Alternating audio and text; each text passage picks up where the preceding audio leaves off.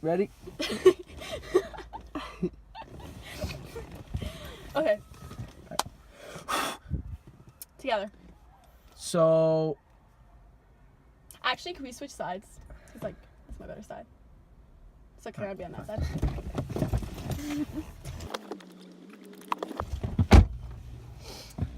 Alright, we can start.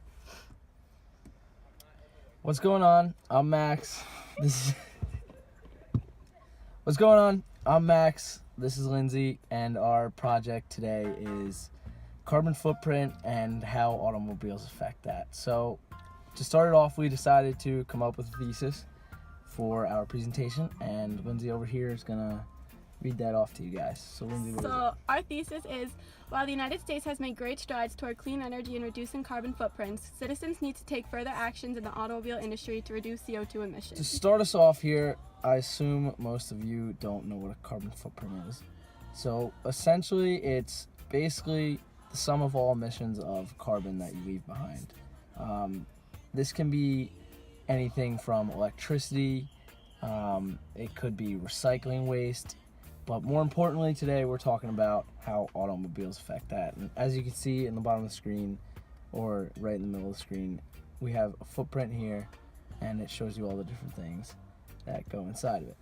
An interesting fact about the United States and our carbon footprints, even the best conserving Americans is still double the global average. So right off the bat, we as United States citizens are much higher than the rest of the world. While we're not number one for the highest average, I believe China is, we're still right up there at the top. We're going back and forth as 2 or 3 right behind China.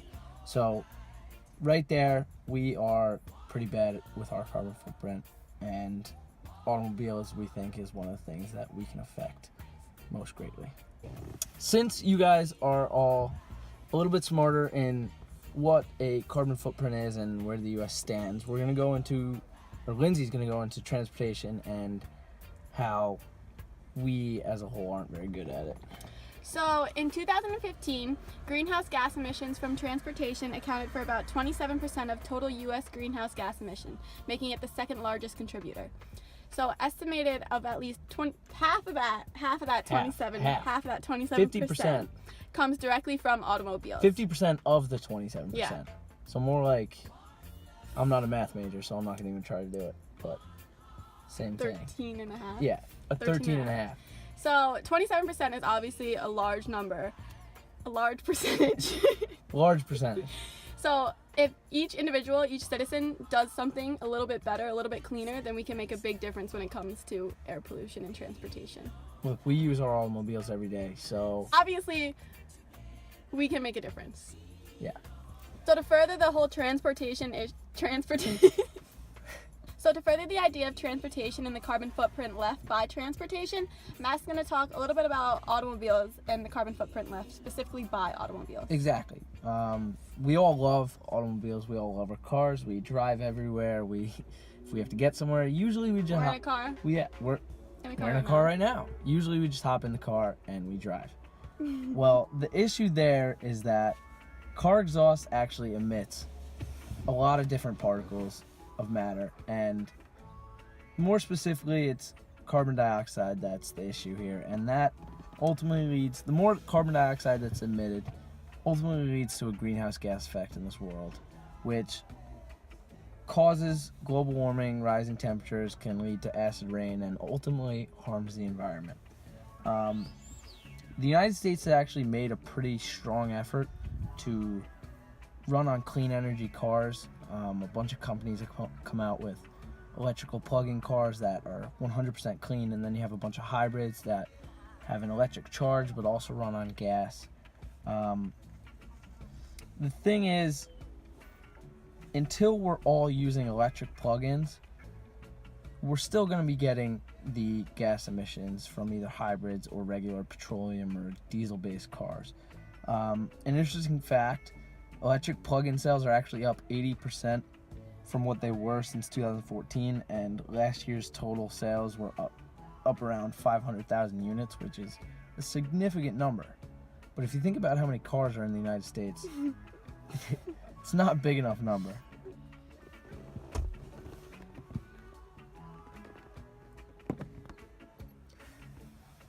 since automobiles make up for about 13.5% of the total carbon emissions of the United States, this is where you guys come in. This is where I come in. This is where Lindsay comes in. This is where we can all make a difference. So Lindsay, what are some of the things we can do? So nowadays, there's a lot of technology to combat carbon emissions and lessen our carbon footprint. So first off, there's technology and fuel switching. So how does that work? By using newer technologies in hybrid and electric plug-in automobiles, carbon emissions are reduced. So as Max was saying before, he mentioned that like electric plug-in sales are up 80%. Like people are already taking advantage of this option. So for an example, a Nissan Leaf, that car's a plug-in hybrid, whatever. It helps. Yeah, exactly. Pollution. So it helps. Yeah, it helps against air pollution, and there are plenty of companies nowadays that sell these and produce these electric cars. Now it's our job to take up those opportunities hybrid. and do what we can to reduce the emissions being put into our atmosphere. Another thing we can do is improve operating techniques. This is where all you newly licensed 17-year-old male drivers need to take 17 in New Jersey. 16 in New York.